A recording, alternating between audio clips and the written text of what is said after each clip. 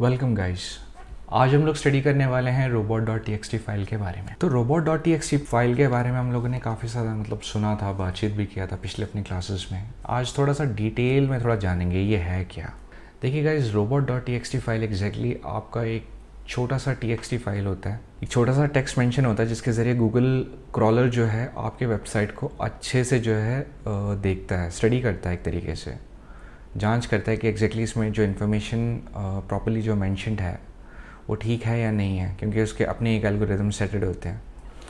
अब सवाल ये आता है कि अगर आपने ये ढंग से इम्प्लीमेंट नहीं किया तो क्या ये काम करेगा? बिल्कुल गाइस, अपने रूट डायरेक्टरी फाइल में robot.txt फाइल ढंग से मेंशन नहीं कर रखा है तो ये वर्क नहीं करेगा। वहीं उसी तरफ अगर आपने ये सही तरीके से मेंशन कर रखा है तो गूगल क्रॉलर को जो है बहुत ज़्यादा आसानी होगी आपके वेबसाइट को समझने के लिए और इन्फॉर्मेशन आगे फॉरवर्ड करने के लिए। तो सबसे पहले हम लोग ये देखते हैं कि ये robot.txt का एग्जैक्टली स्ट्रक्चर होता क्या है। तो स्ट्रक्चर में मैं आपको बता दूं, सबसे पहले इसमें एक फ़ाइल बनती है txt की, ठीक है। उस txt फाइल में आपको एक नेम इम्प्लीमेंट करना पड़ता है, user agent, then semicolon Google bot, disallow semicolon, then no Google bot, user agent semicolon star। आप थोड़े से कंफ्यूज हो रहे होंगे, ये एग्जैक्टली मैंने यहाँ पे लिख तो दिया है स्ट्रक्चर, बट आपको समझ नहीं आ रहा होगा कि ये किस तरीके से जो है वर्क करेगा। इसी के ऊपर जो है हमारा आज का डिस्कशन है कि ये कैसे वर्क करेगा। इस फाइल में एग्जैक्टली जो यूज़र एजेंट है वो आपका गूगल बॉट है, ठीक है। तो यूज़र एजेंट एग्जैक्टली करता क्या है? यूज़र एजेंट में जैसे कि आपने अलाउ किया है, राइट। तो यूज़र एजेंट में जैसे कि आपने गूगल बॉट को अलाउ किया हुआ है तो आप उसका नाम लिखेंगे। बेसिकली होता यह है, यूज़र एजेंट में हम वो चीज़ें लिखते हैं जो आपके साइट को रीड करेगा। जैसे यहाँ पे गूगल बॉट है फर्स्ट में और नेक्स्ट में स्टार है, तो स्टार एग्जैक्टली इंडिकेशन है कि आपकी साइट कोई सा भी सर्च इंजन रीड कर सकता है। लेकिन स्पेसिफिकली इस स्ट्रक्चर में आपने गूगल बॉट का पहले नाम दिया हुआ है एंड देन आपने एक स्टार डाला हुआ है। इट मीन्स गूगल बॉट के साथ साथ यहाँ पे और भी बाकी सर्च इंजन्स भी इस वेबसाइट को जो है चेक कर सकते हैं। जैसे कि आपका बिंग हो गया, याहू हो गया, राइट। गूगल का तो है ही एग्जैक्टली। तो ये एग्जैक्टली जो क्रॉलर्स हैं यहाँ पर, ये एग्जैक्टली आपके वेबसाइट को रीड आउट कर पाएंगे। नाउ डिसअलाउ एंड अलाउ में थोड़ा सा यहाँ पे डिफरेंस आ जाता है। डिसअलाउ में एग्जैक्टली आप जो है मना कर रहे हैं। जो फॉरवर्ड स्लैश है वो एग्जैक्टली इंडिकेशन है कि आपके बाकी के जो रूट फाइल्स हैं, जो रूट के सबमिशन डायरेक्टरीज हैं, वो रीड नहीं कर पाएगा। लेकिन कुछ में ऐसे होता है कि आपको ये अलाउ कर रहा है। जैसे कि अलाउ में एक तो है आपका लगा हुआ, पहले में लगा हुआ है no Google bot. Google bot के अलावा कोई और इसे जो है अलाउड नहीं करेगा।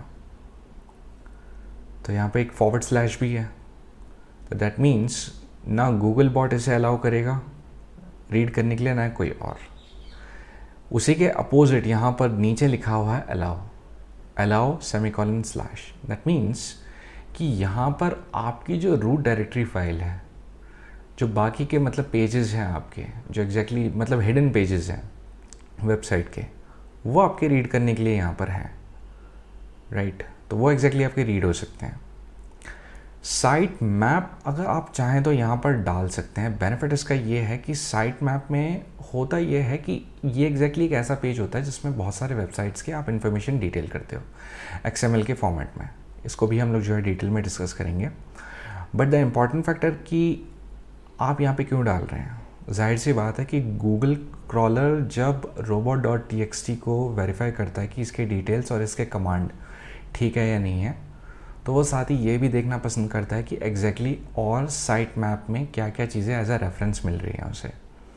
तो अगर आपने जैसे कि यहाँ पर अगर अपना वेबसाइट डाला, राइट, https://www.example.com, जैसे कि मैंने यहाँ पे एक छोटा सा एग्जाम्पल दे रखा है, ठीक है। अगर आप ये डिटेल भी प्रोवाइड करते हैं तो गूगल क्रॉलर को ये भी ज़्यादा अच्छे से इन्फॉर्मेशन समझ में आता है कि आपने एक साइट मैप भी प्रोवाइड कर रखी है वेबसाइट की, जिसके ज़रिए आपके वेबसाइट को अच्छी तरीके से क्रॉल किया जाएगा और उसके कंटेंट को अच्छे से चेक किया जाएगा, राइट। तो तो एग्जैक्टली हम लोग जो साइट मैप सबमिशन है ये एग्जैक्टली हम लोग पढ़ेंगे डिटेल में कि एग्जैक्टली कैसा होता है। इसकी भी एक फ़ाइल बनती है गाइस बेसिकली। तो इसकी एग्जैक्टली फ़ाइल आपकी XML फॉर्मेट में बनती है, बट robot.txt की आपकी txt फाइल में बनती है। तो अगर आप एक्सटेंशन में कंफ्यूज हो तो मैं बता देता हूँ, robots ROBOTS robots.txt, that's it. ये एग्जैक्टली फाइल आपको जो है सेव करना पड़ता है वेबसाइट के रूट डायरेक्टरी में। नाउ द क्वेश्चन इज़ कि आपको ये मिलेगा कैसे, मैं बता देता हूँ। देखिए, जब आप होस्टिंग परचेज करते हैं तो होस्टिंग में एग्जैक्टली आपका डोमेन कॉन्फ़िगर होता है, ठीक है। वहीं पर ही जहाँ पर आपने अपने वेबसाइट को सेव किया होता है, एग्जैक्टली जहाँ पर आपने फाइल ट्रांसफ़र प्रोटोकॉल को फॉलो किया होता है, वहीं पर उसी एग्जैक्टली फ़ोल्डर में आपका एक रूट डायरेक्टरी फाइल होता है, जहाँ पर डोमेन और होस्टिंग वेबसाइट्स जो आपके पेजेस हैं, वेब पेजेस हैं, वहाँ पर सेव होते हैं। ये फाइल आपका वेबसाइट वाले फ़ोल्डर में ही सेव होगा। अगर फिर भी आपको दिक्कत हो रही है तो मैं आपको स्क्रीन की तरफ लेकर चलता हूँ, वहाँ पर आपको ज़्यादा अच्छे से क्लैरिटी मतलब पता चल पाएगी। तो जैसे कि आप मतलब स्क्रीन की तरफ देख सकते हैं, मैंने होस्टिंगर को जो है मेरा एग्जैक्टली मैं यहाँ पे एज एन एग्जांपल होस्टिंगर को यूज़ कर रहा हूँ। तो होस्टिंगर के ज़रिए मैं आपको बता पाऊँगा कि ये एग्जैक्टली कैसे होता है। तो फर्स्ट हम लोग जो है चेक कर लेते हैं कि होस्टिंगर में हम लोग कैसे एंटर आउट करेंगे। आप पहले अपना user name and password use करेंगे। इन केस अगर आपके पास यूज़र नेम पर पासवर्ड नहीं है, देन आप जो है गूगल से भी लॉगिन कर सकते हैं। ये ज़रूरी नहीं है कि एग्जैक्टली आप होस्टिंगर ही परचेज़ करें। होस्टिंग के लिए कोई भी आप जो है देख सकते हैं और उसके ज़रिए इस प्रोसेस को चेकआउट कर सकते हैं। अब जैसे कि हम लोगों ने लॉगिन कर लिया है, आप देख सकते हैं यहाँ पे आपका डोमेन भी दिख रहा होगा आपको ठीक लेफ्ट हैंड साइड में। देन SSL सर्टिफिकेट भी आपको दिख रहा होगा, IP address, user name, activated, email forwarded, सब डोमेन्स, राइट। इसी सेक्शन में आप बिल्कुल नीचे की तरफ आएंगे, जहाँ पर आपको ठीक नीचे जैसे कि आप स्क्रॉल करते हुए आएंगे तो आप देखेंगे यहाँ पे लिखा होगा फाइल्स, और 3 यहाँ पर ऑप्शंस होंगे, फाइल मैनेजर, बैकअप्स और FTP अकाउंट। अगर आपने ऑलरेडी FTP अकाउंट सेलेक्ट कर रखा है then it's well and good, अगर नहीं कर रखा है तो आप इसे कर सकते हैं। नाउ हमारा जो एग्जैक्टली काम है वो है फाइल मैनेजर में। फाइल मैनेजर में जैसे ही आप एग्जैक्टली क्लिक करेंगे तो इसमें आपको डिटेल्स जो है प्रोवाइड होंगी। यहीं नीचे जैसे आप डिटेल्स को जो है चेक करते हुए आएंगे तो आपको पता चलेगा यहाँ पे एक HTC के नाम से जो है एक फ़ाइल जो है बनी हुई है। इसमें एग्जैक्टली आपके डोमेन्स के डिटेल्स हैं और प्लस आपके वेबसाइट के डिटेल्स भी।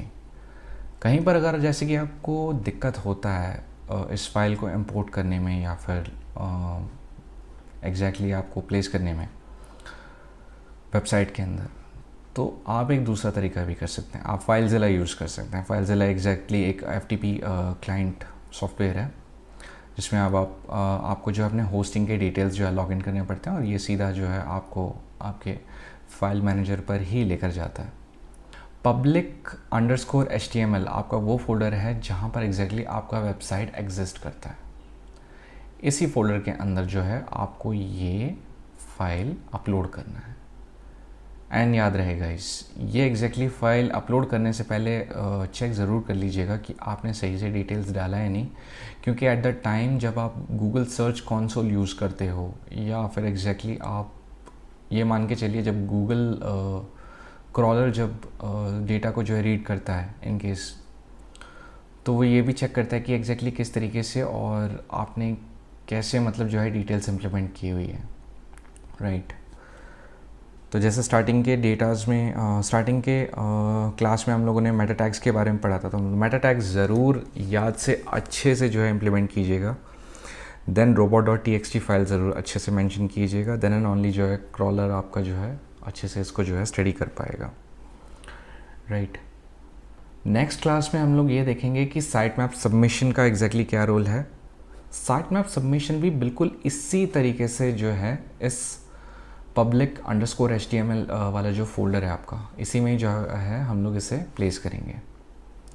यहाँ पर अपलोड करने के बाद हमें एग्जैक्टली जो है इसे क्रॉल करवाना पड़ता है और क्रॉल किस तरीके से होगा गूगल सर्च कंसोल में, ये हम लोग बहुत बहुत बहुत बहुत जल्दी जो है इसके बारे में डिस्कस करेंगे।